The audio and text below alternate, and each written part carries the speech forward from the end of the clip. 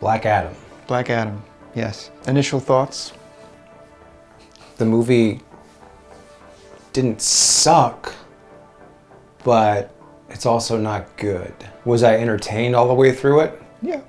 Yeah. Yeah. Were there some cool moments? Yeah.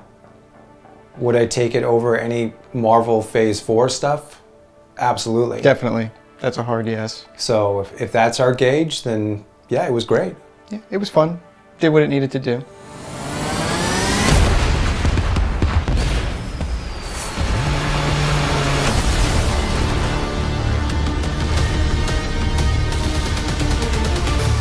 One thing I did appreciate this movie that I can't say about Marvel is if there was an agenda at all, it definitely wasn't crammed down your throat. There were a few moments of wokeness here and there, but they were very little. There are moments, we'll talk about them, obviously. We'll get into that. It's not overt like what Marvel is doing nowadays. So I'm an expert at controlling my anger because I do it infinitely more than you. Before we jump into the plot, I want to say that I have not seen all the DC movies, and you have. I've seen all of them except for the Suicide Squad, I think. The second one. The second one. The Suicide Squad. The Suicide, right, okay. I've seen Suicide Squad, but not the Suicide That one I have Squad. seen. So I'm coming at this film from the perspective of someone who hasn't seen many of the DC films. I'm coming in more as just a general audience. I'd say the only film that was the most important to see is probably Shazam, because this is a direct spin-off of that one. They share the same powers. Same powers, same wizards, Yeah. same backstory kind of. Yeah. So I was hoping that maybe he would make a cameo in this film. Unfortunately, he didn't. You don't really need to see the other movies to enjoy this. There's not like a bunch of calls to other movies where you kind of feel lost or left out. Yeah. So in DC's newest iteration, they're course correcting. I think it's just like a top-down executive call to like just make singular movies and worry about making the movie work on its own. Good singular films. Yeah. Okay, so getting into the plot. We start out in Middle Eastern Wakanda. AKA Kandak. I think I'm saying that right. I think so. And we're following an archaeologist and her Marty McFly son, who rides a skateboard around, jumps on the backs of trucks. The kid latches on to cars and truck beds, just like he's Marty McFly. Right. So this archaeologist, she is trying to save her people from an international mercenary gang that has taken over her country that want to mine a mineral, an ore, something that is unique to just this part of the world. Now, where have we seen a story like that before? Maybe another character with the title Black in it? Maybe. I can't think of it now. But anyway, so they're on the hunt for the crown. What was it called? It was like, it was just like not the crown of Zeus, is it? No. It was, doesn't matter what it was called. Yeah. It was a crown that was forged so the original ruler of this place back in the day would wear it and gain powers. Yeah. And so they go into this mountain and they find this crown just kind of floating in midair. And then the gang comes in, the inter-gang. The mercenaries were about to take out the archaeologist, and in a last-ditch effort, she awakens Black Adam. Yes. And he comes out of his centuries-old slumber, immediately exacts revenge. Starts just killing everyone around him. Yes. Which was pretty cool. He starts killing everybody around him because he's the bad guy. Even though everyone he's killing are also pieces of shit. He's killing bad guys. Yeah. So it's totally cool. Right. If you're a bad guy who kills a bad guy, you're the good guy now. But at the same time, he's still killing people, so he's a bad guy. Correct. So he wakes up from his 4,000 years of slumber to find that his oppressed country is still oppressed, and just as bad as it was 4,000 years ago, nothing has changed, and he's pissed. And he's trying to figure out what the hell's going on. Nothing has changed except for the skin color of his oppressors. Yes, the skin color of his oppressors has gotten lighter. He comes out, kills all those people, and then because he does that, in response, Justice League Light gets involved to stop him. Yeah. So B Squad shows up. The B Squad, when Justice League are not available, when they're actually doing important things, right. They call it the JSA. We got Hawkman, Dr. Fate, Cyclone, and Atom Smasher. Totally not useless at all. No. And they're going to show up and fight essentially a god. So they're trying to stop this guy because he's just flying around, just destroying everything, like doing whatever he wants. Lots of action unfolds. A lot of action. A crazy amount of action. Basically, once he gets out of slumber, the pace is pretty relentless in terms of action. There was no shortage of action in this film. And it then turns into like a cat and mouse game of who has the crown and who kidnaps the kid to trade for the crown. And then the crown, you find out, is like gives powers to the ancestor of the ruler from 4,000 years ago. And it's just a back and forth. Right. The crown is the movie's MacGuffin. That's the MacGuffin. And so everyone's after it. Right. So the whole time, The Rock is trying to figure out like what his place is in this new world. He's still hell-bent on vengeance. He just wants to kill people, but he also wants to protect his homeland. And everyone just kind of keeps trying to fight him and stop him, and he just wants vengeance. Like, what does he want? Like, and any enemies that he might have had are long gone. Yeah, any enemies he had are gone. So he's just looking for a new enemy to fight. He's just angry. Yeah. And you don't really know why. And then they kind of get into that later about the story with his son. Yeah. His son was the one who was actually given the powers by the wizards to save his country, and then the son gives the powers to him. He didn't want them, he didn't deserve them, he didn't earn them, and now he's like this god, not by choice. Well, they have to select you, and they select the purest of hearts. Exactly. But And the power was sort of passed on to him. That's, I guess, what's supposed to make the character interesting, is the fact that it's someone who was sort of like the reluctant hero, but almost like someone who has a vengeful heart, gets a hold of these powers. Right. And what does that person do with the powers? You can make like a very complex story out of that, but if you want that, this is not the place for that. it's not very complex. It's not complex at all. There's nothing wrong with that, that's fine. No, it was still fun. It's annoying because the marketing for this movie is like, he's the bad guy, he's the bad guy. And in the comics, Black Adam is actually a bad guy. Like, legitimately he is a villain. bad guy. He's a villain. There are some, correct me if I'm wrong in the comments, but there are some stories where he does sort of do the anti-hero thing. Well, so he started off in the comics back when it was Captain Marvel. The true Captain Marvel? Yeah, the true Captain Marvel. He was like purely a villain when he was introduced. And he was introduced like not towards the beginning of the Captain Marvel runs. Like he came like decades later and he was purely a villain. Right. And then it wasn't until more recent that they started to show him in a more sympathetic light. Yeah. Give him more of an anti-hero backstory, and they changed his backstory a little bit. Yeah, he's evolved over time in the comics. Yeah. And that's kind of where he is now. Obviously, the writers really took that iteration of the character and infused that into it. Again, the marketing is all about he's the bad guy, he's the bad guy. I never said I was a hero.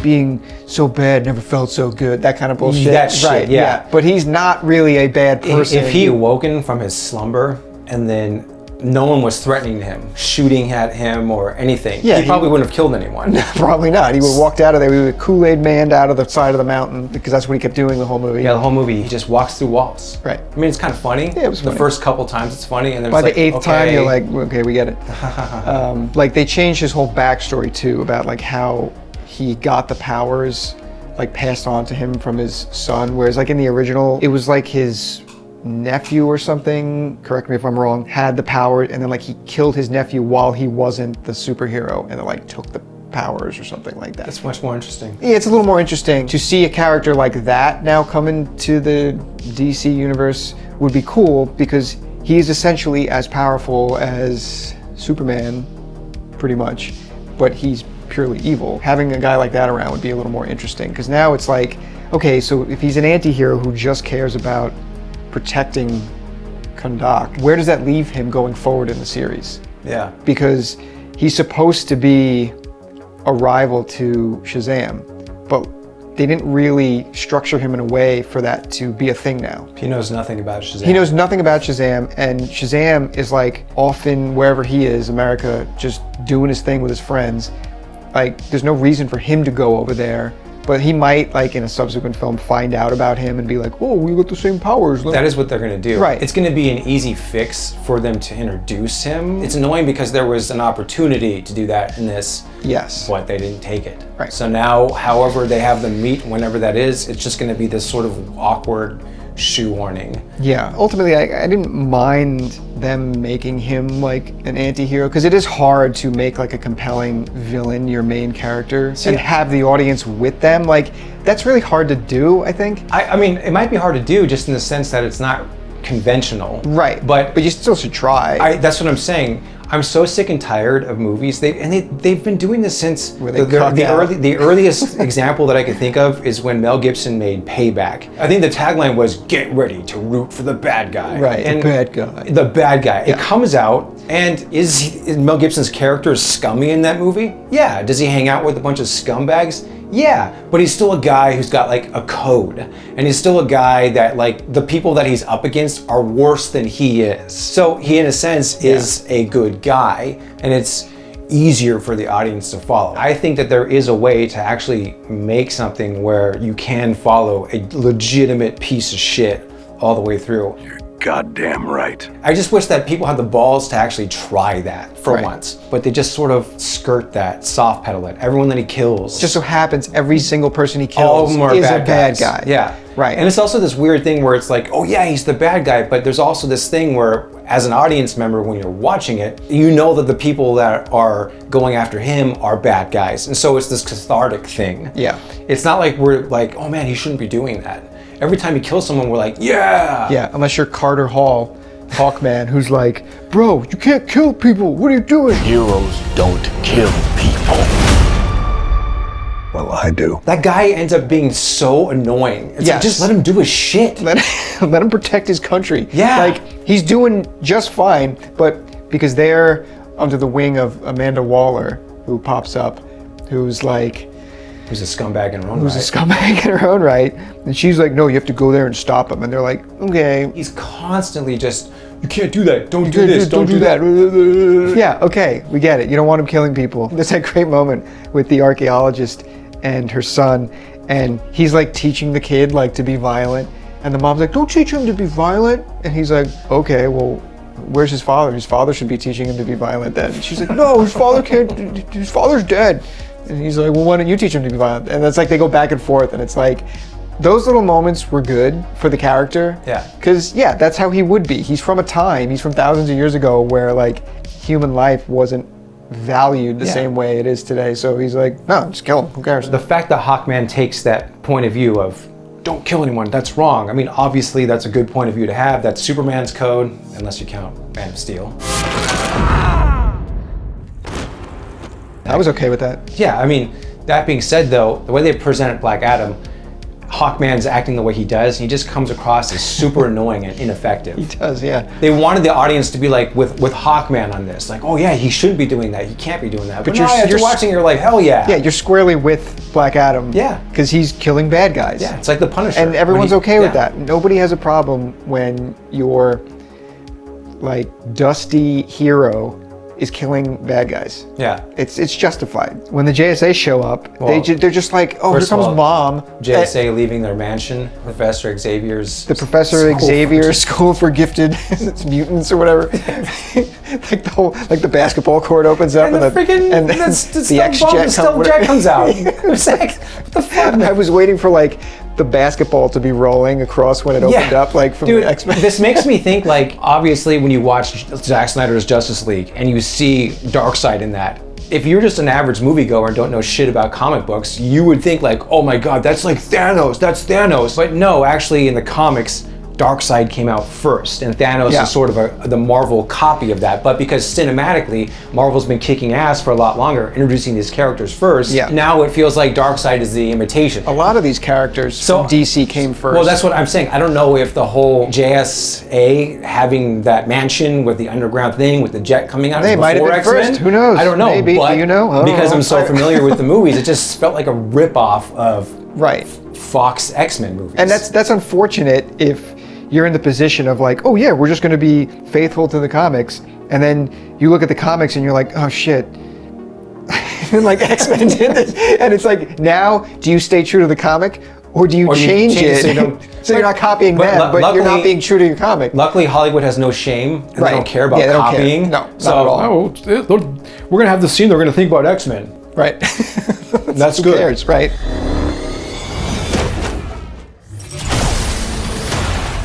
I kneel before no one. So Black Adam, The Rock was fine as that character. He's you okay. Know, you know, He's The Rock is in 8 million movies this year. Hawkman, like that actor, but his character was kind of annoying. Yeah, he's a good actor. Dr. Fate stole the movie. Pierce Brosnan. Pierce Brosnan's perfect. Oh, as that character. He was fantastic. Yeah, he was great. They even gave him like a little backstory that kind of paralleled Black Adam's a little bit. He had the best lines. You know what's awesome about him? This is probably just a paycheck movie for him. Of course. You know what I mean? And like, as soon as I saw him on the poster and in the trailers, I was like, oh my God, they dragged Pierce Brosnan into this. You know what I mean? He might be like, what's the script? How much am I getting paid? He came in though, and he gave a shit. Or maybe he didn't give a shit, and that's just how good he is. Right? Either way, like, he's got such presence in it. Yes. I wanted to see more of him. Right.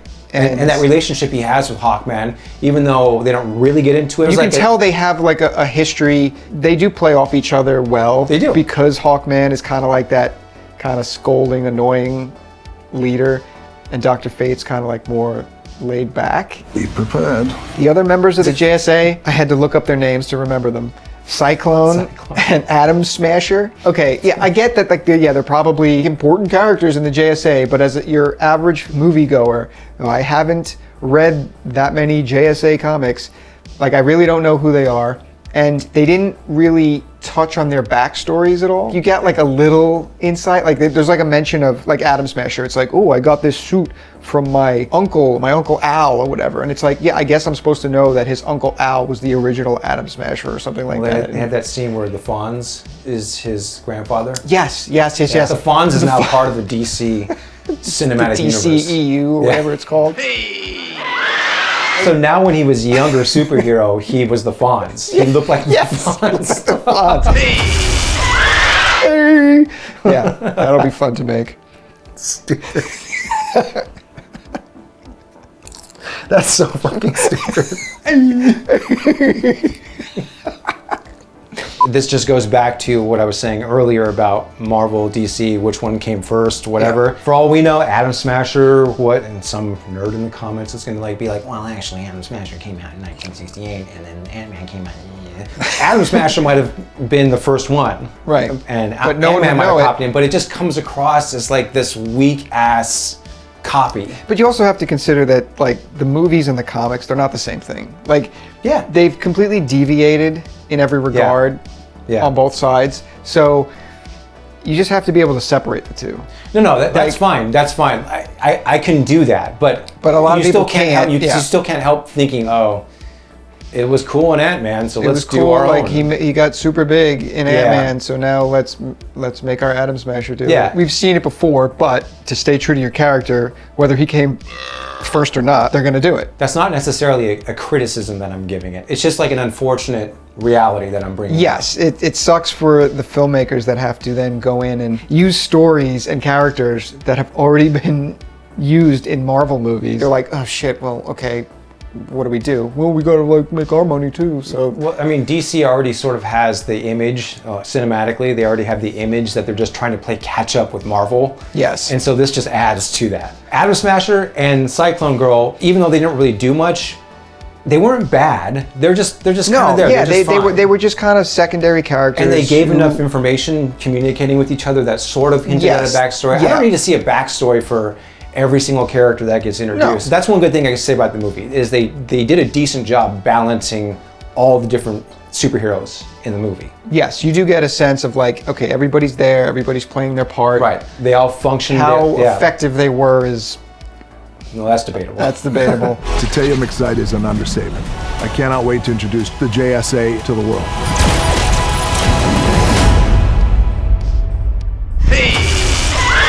With the way the MCU is going right now, with Phase 4, DC has an opportunity now to make a little ground up. Oh yeah, they have a massive opportunity. But if they can actually start tying these movies in together properly, not the way they did a sloppy job mashing up the first DC movies into whatever the hell Justice League. Like, they didn't even give some of those characters their own movies first before like Justice League was made. Whereas like Avengers did it right. You get all these character movies and then it culminates in like cinematic gold. You still haven't seen Batman vs. Superman. I still haven't seen Batman vs. Superman because it just looked like a flaming pile of shit. And did I miss much? I don't know. You missed the mashing of characters that you're talking about. Yeah, that's I missed what that was I was ground afraid zero of that I didn't want to that. see. Now that I am starting to get into the DC movies a little more, I got to go back and I got to watch them all. That's gonna be fun. It's going to be so much fun. You're right. DC does have a massive opportunity right now. Like, oh my God, Marvel is starting to suck. Marvel Marvel tripped a little bit. They tripped. So are they going to be there to pick up the ball? In my opinion, I think they're going to fuck it up. Probably. But I mean, we don't want to give them the benefit of the doubt. Of course not, but we're gonna fuck it up. the opportunity is there though. It's there. Are they going to take it? Or are they going to trip and fall just short of the goal line? Yeah. Probably. But we're here for it. We'll see what happens. You have two paths. You can be the destroyer of this world.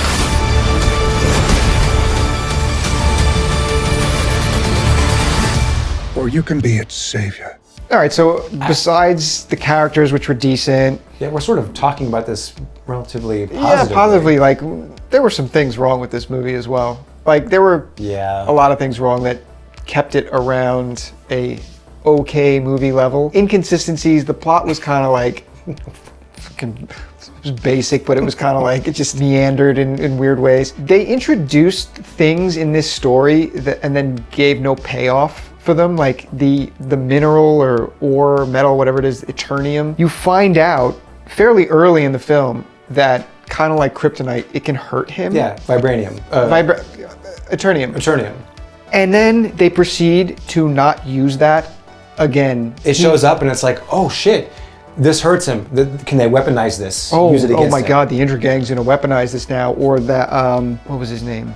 Ishmael? Is that his name? I think his name was Ishmael. I could be wrong. But was. he was like the heir to the throne from the ancient times. Like, he was the bloodline. Yeah. So him putting on the crown that was made out of Eternium would turn him into like some crazy demon monster. What a weak ass villain. Turning into this crazy demon that literally shows up in the last 5 minutes of the movie, and you're like, okay, don't really care about this guy. Yeah, at the end of the day, you need a compelling villain to go up against your hero, because a lot of these movies, the villain is more interesting, and when you're behind a good villain like that, the story is just better for it. Yeah, I mean, sometimes it's tough to balance because you have like, let's use the Tim Burton Batman movies, for example. Those movies are about the villains and Batman just sort of guest stars in them. You know what I mean? So you don't want to do that. Well, even in The Dark Knight, Heath Ledger's presence was just so good. It was so overpowering. You're almost like, wait, Batman was in this movie? Yeah. Like, that's how I felt walking out of that theater. And you don't want to do it that way. That's a little too much. No, you need that balance of villain, hero. DC now has a Marvel problem where they've just got weak ass villains, I guess. Another thing that was stupid was, obviously, people knew about the legend of the crown, or the crown being in that location. Yeah, they just like walk through a little pathway and you're like, well, look, we're in the chamber where the crown is. It's like, okay. Yeah, they just walked in like it was nothing. It wasn't hard to get to. How in 500 years or however the hell long it's been, 2500 has BC, no archaeologist gone in there and found it? It was just floating in there. It wasn't like it was buried. And it was floating too. Yeah. And her character, the archaeologist, she was a little annoying. A little. Just a little bit. A little bit. She's got that like single mom, I'm not gonna take air that. of superiority. Yeah. Just around everything she says and does. Yeah. And then like the JSA show up to stop the maniac that is just murdering people, flying around, destroying half the city. And she's like, no, he's our savior. This one country has just been invaded by oppressors. I think they were like Australian mercenaries or something. Intergang, stupid name. The whitest dudes the possible. Whitest possible dudes. They all had like ginger beards. like quasi-British or whatever they were. accents, whatever the hell they were. Yeah, whatever. They were white. They were white colonizers. And and she's like, where were you people when, we needed help before our savior came back? And Hawkman kind of doesn't have a response, because there is no response because that scenario shouldn't exist. The whole movie was Hawkman like, this is wrong, and then people asking him why, and he's like, oh, I don't know. It's like The Rock is being effective in the background, and he's just like, This is a world where like Superman exists, Wonder Woman exists, and you're telling me that this one little pocket here is immune to like the help of all these superheroes? That was a little bit of a reach going back to Marvel. Like the Wakanda side of it, they're isolationists. Like they want to be left alone. They've built their little kingdom and they're like, no outsiders, stay the hell out. This place is like, they are crying out for help. But Superman's like, he's on his way to like France to pick up like an old bottle of champagne for a date with Lois. He's gonna get the real stuff, he's flying. And then he's looking down, he's like, look at that war-torn country. brown people. Brown people. like, come on. That story arc is weak. It's very It's just, they need it so they can explain why this is all happening. Yeah. Black Adam needing him to be their protector. While also like, interjecting some subtle political messaging. Just a little bit. Just so they can like wink at the lefties watching it like, hey, we're thinking about you guys. We're thinking about you guys. We got some oppression stuff going on. Yeah. It's in there. Don't worry. Yeah. They've got like a multiracial JSA. Yeah. Fine, that's okay. They have some of my diversity is our strength in the movie. But then of course the mercenary guys, there's zero diversity. None. No diversity whatsoever. There's maybe one black guy mercenary in the beginning and he gets like exploded or something. Yeah. Or he was brown.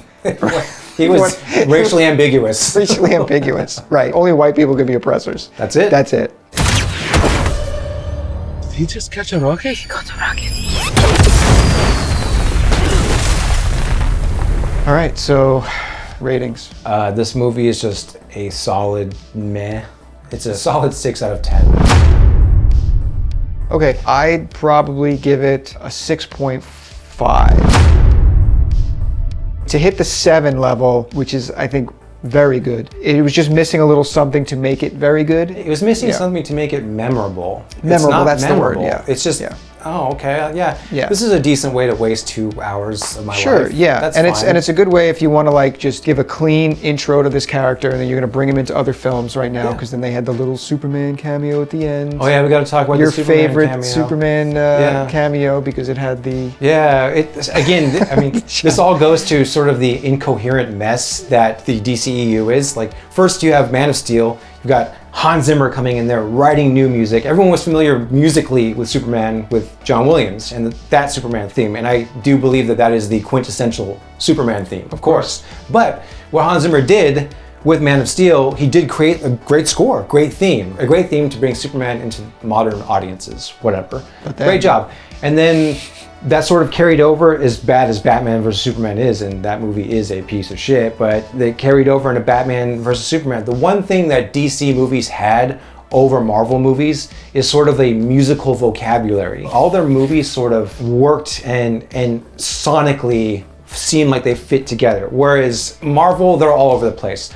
Iron Man, there's 3 movies, 3 different composers, 3 different themes. DC at least was keeping everything consistent musically. And then you get the first cut of Justice League, the Joss Whedon cut. And then they hired Danny Elfman to come in and he just like cartoons up the score. And there's some like weird hints of John Williams and Danny Elfman's themes in that movie, but it's done really shitty. Anyways, that movie gets thrown out because then you get the Zack Snyder cut back. And then he returns with all the music that was established in Man of Steel and Batman vs. Superman.